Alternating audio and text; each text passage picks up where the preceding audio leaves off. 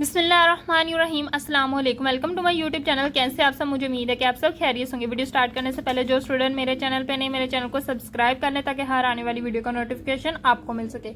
आज की वीडियो में इंशाल्लाह हम इस चैप्टर का लेक्चर नंबर 4 करेंगे।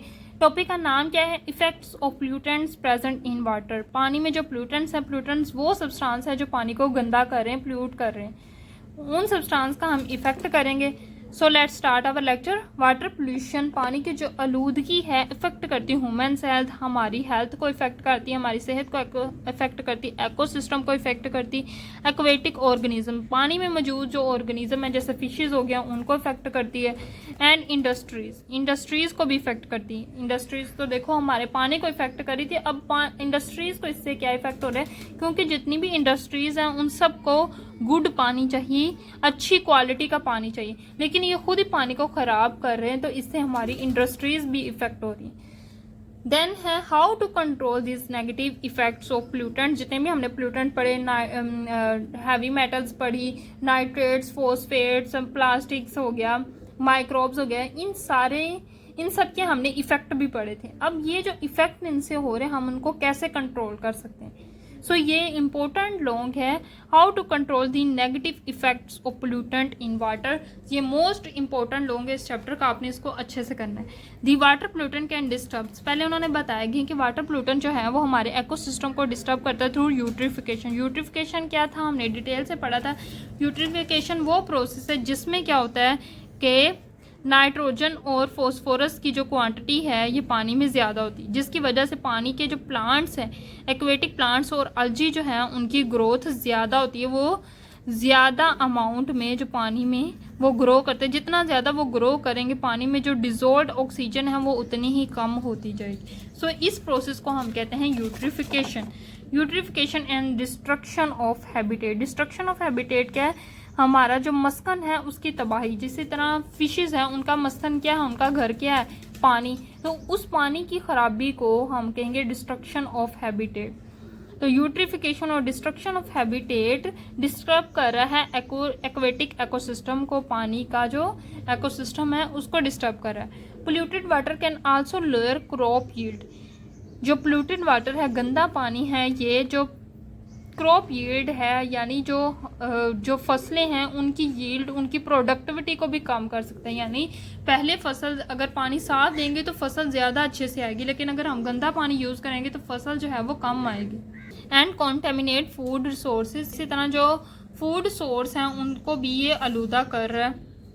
Negative effect due to the water pollution can be controlled by taking a number of steps. So ये जो स्टेप्स हैं, 6 स्टेप्स हैं, इनको आपने अच्छे से याद करना। ये लॉन्ग है कि how to control negative effect of water pollution. So ये मोस्ट इंपॉर्टेंट लॉन्ग है, ये 6 स्टेप्स हैं, इनको आपने अच्छे से याद करना है। Most important long of this chapter. सबसे पहला पॉइंट है sewage and industrial waste water. निकासी और इंडस्ट्रियल वेस्ट वाटर। सीवेज ये जो नालों वगैरह का होता है, इसी तरह इंडस्ट्रियल वेस्ट वाटर, इंडस्ट्रीज का जो वेस्ट वाटर होता है, शुड बी ट्रीटेड। इनको ट्रीट करना चाहिए, इनका ट्रीटमेंट करना चाहिए, यानी कि इनको साफ करने की कोशिश करनी चाहिए before it discharge into the water bodies. हम डायरेक्ट ये नहीं कि सीवेज और इंडस्ट्रियल का जो वेस्ट है इनको हम डायरेक्ट वाटर बॉडीज में डाल दें, इससे पहले हमें इनका ट्रीटमेंट करना पड़ेगा, इनको साफ करें फिर हम इनको वाटर बॉडीज में डालें, तो भी ये जो पानी है इससे जो नेगेटिव इफेक्ट हो रहे हैं इसको हम कंट्रोल कर सकते हैं। तो सबसे पहला जो पॉइंट है इसका मतलब ये है कि ट्रीट वेस्ट वाटर।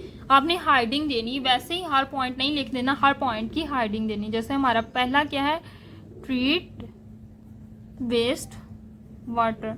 ये जो गंदा पानी ये साफ होने के बाद वाटर बॉडीज में जाए, ना ही इससे कोई इफेक्ट हो। सेकंड ये है कि प्लास्टिक मस्ट बी रीयूज्ड और recycle to minimize their production. जो प्लास्टिक, अगर हम प्लास्टिक, वैसे तो प्लास्टिक का यूज़ करना ही नहीं चाहिए, अगर हम प्लास्टिक यूज़ भी करें तो उनको हमें दोबारा यूज़ करना चाहिए, उसको रिसाइकल करना चाहिए। रिसाइकल का मतलब ये कि उस प्लास्टिक से कोई और चीज़ बनानी चाहिए ताकि जो उसकी प्रोडक्शन है वो कम हो सके। सो इसका पॉइंट क्या होगा? सो ये जो सेकेंड पॉइंट है इसकी हेडिंग ये है री यूज प्लास्टिक। आपने पहले ये हाइडिंग देनी, फिर आपने ये पॉइंट लिखना है। पहला ये था कि हमें वेस्ट वाटर को ट्रीटमेंट करना चाहिए, फिर उसको वाटर बॉडीज़ में डालना चाहिए ताकि कोई नेगेटिव इफेक्ट ना हो। देन ये कि हम प्लास्टिक को दोबारा यूज़ करेंगे तो प्लास्टिक की प्रोडक्शन कम होगी, प्लास्टिक की प्रोडक्शन कम होगी तो पानी में भी कम जाएगा और उसके नेगेटिव इफेक्ट भी कंट्रोल हो जाएंगे। तीसरा ये है कि chemical cleanser, fats and oils और grease should never be thrown down the drain. जो फैट्स हैं, ऑयल्स है, ग्रीस है और केमिकल क्लींजर है जैसे डिटर्जेंट वगैरह, हमें इनको डायरेक्टली पानी में नहीं डालना चाहिए। इसी तरह जितने भी ऑयल्स के आप बर्तन धो रहे हैं तो कितना ज़्यादा ऑयल लगा होता है, तो हम वैसे ही बर्तनों को धो देते हैं और सारा ऑयल जो है वो साथ ही पानी के जाता है, तो हमें बिल्कुल भी ऐसा नहीं करना चाहिए। सो नो, इसका ये जो थर्ड पॉइंट है इसका हेडिंग क्या होगी? No fat oil drain. ये आप हेडिंग देंगे, फिर आप ये थर्ड पॉइंट लिखेंगे। Then fourth point, minimize the use of plastics and fertilizer in agriculture. Agriculture में हम पेस्टिसाइड्स और जो फर्टिलाइजर हैं इनका इस्तेमाल कम करें। पेस्टिसाइड्स क्या हैं? ये वो केमिकल्स हैं जो फसलों में मौजूद कीड़े मकोड़ों को मारने के लिए यूज़ होते हैं। और फर्टिलाइज़र क्या है? ये पौधों के लिए बहुत ज़्यादा ज़रूरी है, पौधों को एसेंशियल न्यूट्रन देते हैं, तो इनका हमें यूज़ कम करना चाहिए। अगर इनका यूज़ कम करेंगे तो पानी भी गंदा नहीं होगा, पानी गंदा नहीं होगा तो उसका कोई नेगेटिव इफेक्ट नहीं होगा। सो इसका पॉइंट है रिड्यूस पेस्टिसाइड्स एंड फर्टिलाइज़र, या आप कह सकते हैं मिनिमाइज पेस्टिसाइड्स एंड फर्टिलाइज़र, ये इसका पॉइंट है। पहले आप इसकी हेडिंग देंगे मिनिमाइज पेस्टिसाइड्स एंड फर्टिलाइज़र, फिर आप ये पॉइंट लिखेंगे। देन है point number 5, general public should be made aware of harmful effects of water pollution through public campaign. हमें क्या करना चाहिए? हमें मुहिम चलानी चाहिए पब्लिकली के पानी जो है वो किस तरह गंदा होता है, आपने क्या क्या करना है ताकि पानी ज़्यादा गंदा ना हो। हमें पब्लिकली लोगों को अवेयरनेस देनी चाहिए। तो ये जो पॉइंट है इसकी हेडिंग क्या होगी? Public awareness.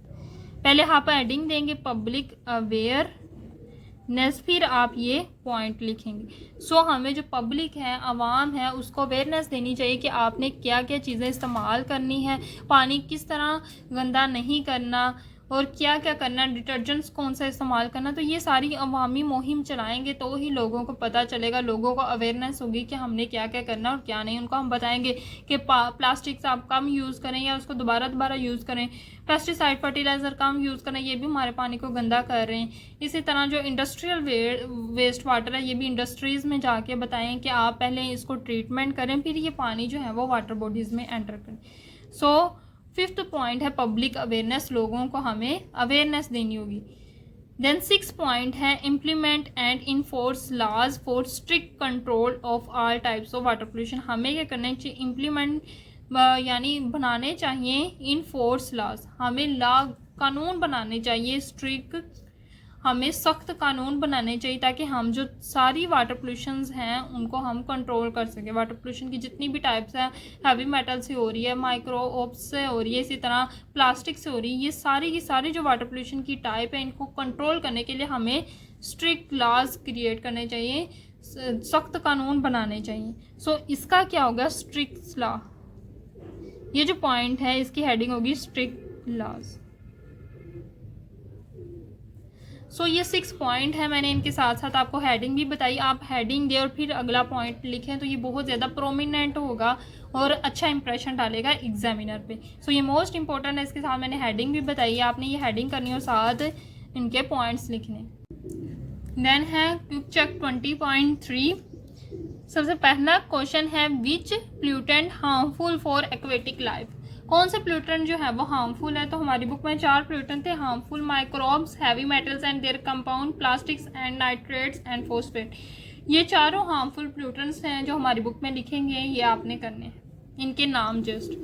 Then how to identify water is pollutant. अगर पानी कोई गंदा है तो हमें कैसे पता चलेगा? प्लूटेड वाटर इधर वर्ड एंटर करें। Polluted water can be identify, पहचान सकते हैं बाय बैड स्मेल, अगर तो पानी में कोई स्मेल आ रही तो भी वो पानी पोल्यूटेड है।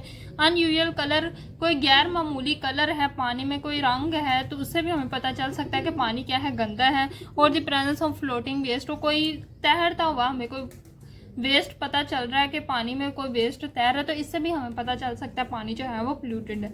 सो ये 3-4 चीज़ें होती हैं जिनसे हमें पता चल जाता है जो पानी है वो पोल्यूटेड है। देन है वाटर बोर्न डिजीज़, पानी से कौन कौन सी बीमारियां पैदा होती हैं वो हमने बात करनी थी। वर्ल्ड हेल्थ ऑर्गेनाइजेशन, ये एक अदारा है, हैज़ एस्टिमेटेड, इसने अंदाज़ा लगाया कि 80% of all the sickness and disease in the world are caused by polluted water. जो 80% जितनी भी बीमारियां हैं दुनिया में वो ज़्यादातर पोल्यूटेड वाटर से ही होती है, गंदे पानी से होती हैं। एंड लेक ऑफ सैनिटेशन, अगर निकासी का अच्छा निज़ाम नहीं है, यानी ये नाले वगैरह अच्छे तरीके से नहीं बने हुए तो भी, और इसके अलावा गंदा पानी है, इसकी वजह से 80% दुनिया में बीमारियां हो रही हैं। वाटर बोर्न डिजीज़ कौन कौन सी है, ये बहुत ज़्यादा इंपॉर्टेंट है। आपसे शॉर्ट में भी पूछा जा सकता है कि वाटर बोर्न डिजीज़ के नाम लिखें। अब वाटर बोर्न डिजीज़ कौन कौन सी, उनके नाम कॉलरा हैज़ा हो सकता है, टाइफाइड बुखार है, टाइफाइड बुखार होता है। मलेरिया भी एक क्या होता है कि बुखार होता है और बहुत तेज़ बुखार होता है एक मच्छर के काटने से, जो कि पोल्यूटेड वाटर में पैदा होता है। इसी तरह नोज़िया हो गया एंड लिप्रोसी। नोज़िया क्या है, मतली या के वगैरह आना। एंड लिप्रोसी क्या है, लिप्रोसी छूत की बीमारी होती है जिसमें जो जिल्द है, आँखों है, ये सारी चीज़ें मुतासिर होती हैं। सो ये 4-5 वाटर बोर्न डिजीज़ हैं, इनके नाम आपको अच्छे से याद होने चाहिए। इस पैराग्राफ में मेन यही है कि कौन सी वाटर बोर्न डिजीज़ है। तो ये चारों वाटर बोर्न डिजीज़ हैं, ये पांचों। क्लोरा हैज़ा है, टाइफाइड भी बुखार है, मलेरिया भी बुखार है, नोज़िया मतली या के आना। एंड लिप्रोसी क्या है, ये छूत की बीमारी होती है जिसमें हमारी जिल्द, आँख, नाक, ये सारी चीज़ें मुतासर होती हैं इससे। तो ये वाटर बोर्न डिजीज़ हैं। In all nearly 500 million people suffer from water borne diseases, तकरीबन 500 मिलियन लोग जो हैं वो इस वाटर बोर्न डिजीज़ से गुजर रहे हैं हर साल दुनिया में। For example million of the people are suffering from a disease, कुछ लोग जो हैं, मिलियंस ऑफ पीपल जो हैं वो मुतासिर हुए एक बीमारी जिसे कहते हैं ट्रेकोमा। ट्रेकोमा क्या है, इस बीमारी में हमारी जो पलकें हैं इसके ऊपर छोटे छोटे दाने निकल आते हैं। तो ये जो है इससे millions of people, millions of लोगों को ये जो बीमारी है ये हो रही है। विच often cause by blindness, which often causes blindness, जिससे क्या होता है कि बिल्कुल ही नज़र आना बंद हो जाता है, तो ये ब्लाइंडनेस का काज करती है, यानी अंधापन करती है। This disease is particularly prevalent among the babies and child in the developing countries. अब ये बीमारी कहाँ कहाँ होती है, किन में होती है, ज़्यादातर न्यू बॉर्न बेबी जो होते हैं उनमें होती है, और चाइल्ड जो बच्चे होते हैं उनमें होती है। इन डेवलपिंग कंट्रीज़, वो कंट्रीज़ जो अभी तरक्की याफ्ता नहीं, जैसे हमारी कंट्री है, इंडिया की कंट्री है, बांग्लादेश है, तो ये सारी कंट्रीज़ डेवलपिंग कंट्रीज़ हैं, यानी तरक्की पजीर मुल्क हैं, इनमें ज़्यादातर ये बीमारी है जो है बच्चों को होती है। The liver disease particularly vital hepatitis is also caused by drinking contaminated water. Liver disease जिसको हम क्या कहते हैं, हेपाटाइटिस भी कैसे होती है, कॉन्टेमिनेटेड वाटर पीने से, आलूदा पानी पीने से ये डिजीज़ होती है। तो ये इस पैराग्राफ में आपने कुछ भी याद नहीं करना, सिर्फ ये जो वाटर बोर्न डिजीज़ है इनके नाम करने, इसमें हमारे पास हेपाटाइटिस भी आता है और ये ट्रेकोमा भी वाटर बोर्न डिजीज़ है। देन है prevention of water borne disease, हम पानी से जो बीमारियां पैदा होती हैं उनसे कैसे बच सकते हैं। So water borne disease can be avoided if we strictly follow the following instruction. अगर हमें ये जो नीचे इंस्ट्रक्शन दी गई, अगर हम इनको सख्ती से अमल करेंगे तो हम वाटर बोर्न डिजीज़ से बच सकते हैं। सबसे पहला पॉइंट है drink clean water after removing the impurities and boil to kill the germs. हमें साफ़ पानी पीना चाहिए, पहले उसमें से इम्प्योरिटीज़ जो आलूदगी है वो साफ़ करें, वो रिमूव करें, पानी को जो है वो बॉयल करें ताकि उसमें जितने भी जरासीम है वो मर जाएं। तो सबसे पहला पॉइंट उसका हेडिंग क्या है, क्लीन, ड्रिंक क्लीन वाटर, साफ़ पानी पीना। सो ये इसका हेडिंग है इस पॉइंट की और ये पूरा पॉइंट। सो ये भी लॉन्ग में आ सकता है कि वाटर बोर्न डिजीज़ कौन कौन सी है और उनसे कैसे बचा जा सकता है, लेकिन ये इतना ज़्यादा इंपॉर्टेंट नहीं है। प्रैक्टिस हाइजीन्स, हमें आम रोज़ाना की ये आदत बना लेनी चाहिए कि हमें बार बार हैंड वॉश करने चाहिए, अपने आप को साफ़ रखना चाहिए, ये हमारी डेली रूटीन होनी चाहिए। By keeping your body specially hand clean, अपनी बॉडी को साफ़ करके, ज़्यादातर हमें अपने हैंड साफ़ करने चाहिए क्योंकि हाथों से ज़्यादा बीमारियां फैलती, हम हाथ एक दूसरे से मिलाते हैं, हाथों से चीज़ें पकड़ते हैं, हाथ से खाना खाते हैं, तो जो हमारे हैंड्स हैं इनसे बीमारी ज़्यादा फैलती। तो आपने ज़्यादा से ज़्यादा अपने हाथों को साफ़ रखना है। Ensure proper sanitation facilities are available.